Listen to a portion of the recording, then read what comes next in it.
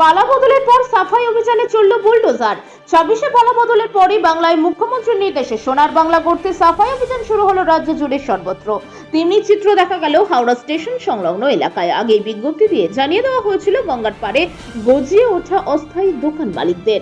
শনিবার থেকেই বুলডোজার চলল হাওড়া স্টেশন সংলগ্ন এলাকায়।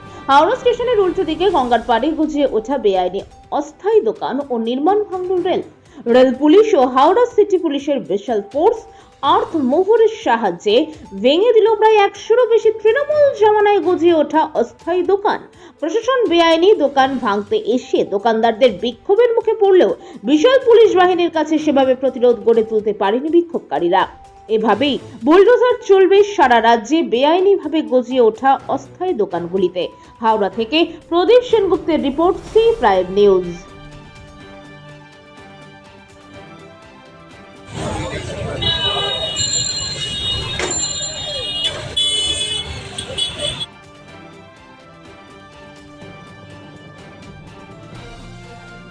ভাইয়া, আজকে যেটা দেখছেন যে হাওড়া স্টেশনে রাস্তার উপরে যে অতিক্রমণ হয়েছিল সেটা পুলিশের দিকে সরানো হয়েছে, কি বলবেন এই বিষয়ে?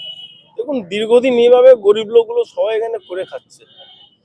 যখন যখন মানে প্রশাসন বলছে যে সরিয়ে যেতে, তখন তখন এরা চেপে যাচ্ছে, সরে যাচ্ছে। কিন্তু এখন এমন হয়েছে যে পুরোটাই সরিয়ে ফেলে দেওয়া হয়েছে। একটা দোকান লাগার মানে 5-6টা ফ্যামিলি আছে, ওর মধ্যে সবাই খাওয়া দাওয়া করে, সবার একটা ফ্যামিলি আছে, সবার চলে। কিন্তু এখন যেভাবে এরা করেও রেখেছিল একটু অতিরিক্ত হয়ে গেছিল, যেটা কারণ গভর্নমেন্ট এটা ভুল পেয়েছে বলে এইভাবে সরিয়ে দিচ্ছে। কতটা কি করা যায়? তা একটা জিনিস, রাত্রের অন্ধকারে এইভাবে সরানোটা কতটা উচিত? এটা তো ওয়ার্নিং দেওয়া যেতে পারে, সময় দেওয়া পারত। না, অ্যাকচুয়ালি অনেকের তো জিনিসপত্র নষ্ট হয়ে হ্যাঁ, যাচ্ছে। ওয়ার্নিং ওনারা দিয়ে গেছিলেন।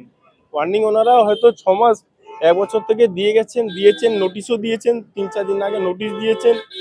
আজকে হয়তো 2-3 ঘন্টা আগে এসে বলেও গেছেন। কিন্তু তারপরে কিছু কিছু লোকগুলো আছে যারা নিজের দোকান টোকান একটু গুছিয়ে সরিয়ে নিয়েছিল। কিছু কিছু লোকগুলো যারা দোকানদারি করে রাত্রিবেলা বাড়ি চলে যায়, তারা সরায় নেয়। তার জন্য এইগুলো হচ্ছে। তাহলে এটা আপনারা সমর্থন করছেন? সমর্থন আর কি করবে? এখানে একটা গরিব লোক করে খাচ্ছে, আর এটাকে সমর্থন করা যায়? যে এটা ঠিক কি চাইছেন আপনারা? চাইছেন অ্যাকচুয়ালি দেখুন, করে সবারই চলুক, সরকারকেও কোনো রকম অসুবিধা না হোক, পাবলিককে কোনো রকম অসুবিধা না হোক যেতে আসতে, সেভাবে জিনিসটা গুছিয়ে যদি করতে পারে তাহলে সবার জন্য ভালো। আপনার নাম? আমার নাম दीपक सोनकर। ये तो बस इस तरह से अतिक्रमण हटाना कहाँ तक उचित है? ये तो दिन में करना चाहिए था इनको, लेकिन रात को कर रहे हैं। लेकिन उनका जो नियम है वो चीज़ समझ में नहीं आ रहा। जैसे गरीब को हटा रहे हैं ठीक है, लेकिन उनके लिए तो कुछ व्यवस्था करिए आप। वर्षों से उनके बैठ भी रहे लोग। ये लोग बरसों से बैठ रहे हैं, हम लोग जन्म नहीं लिए हैं, उससे पहले से बैठ रहे हैं। तो आप समझिए कि कितने साल से ये लोग हैं। लेकिन एक परिवार कमा रहे हैं तो इनका फैमिली होगा, 5-6 होगा, सबको वो मैनेज कर रहे हैं। अब ये हट गए तो कहाँ से ये मैनेज करके अपना संसार चलाएंगे? तो कहीं ना कहीं सौंदर्यीकरण के नाम से भुखमरी नहीं, वो तो है, उसके लिए तो कुछ बोला नहीं कर सकते। सौंदर्यीकरण कीजिए ना, उसमें कोई दिक्कत नहीं है, पर जो लोग रह रहे हैं बसे हुए, जिनका रोजी रोटी चल रहा है, सबको देखिए ना। जो सबसे पुराना है उनके लिए तो बहुत डिफिकल्ट हो गया ना। अब ये जाएंगे कहाँ?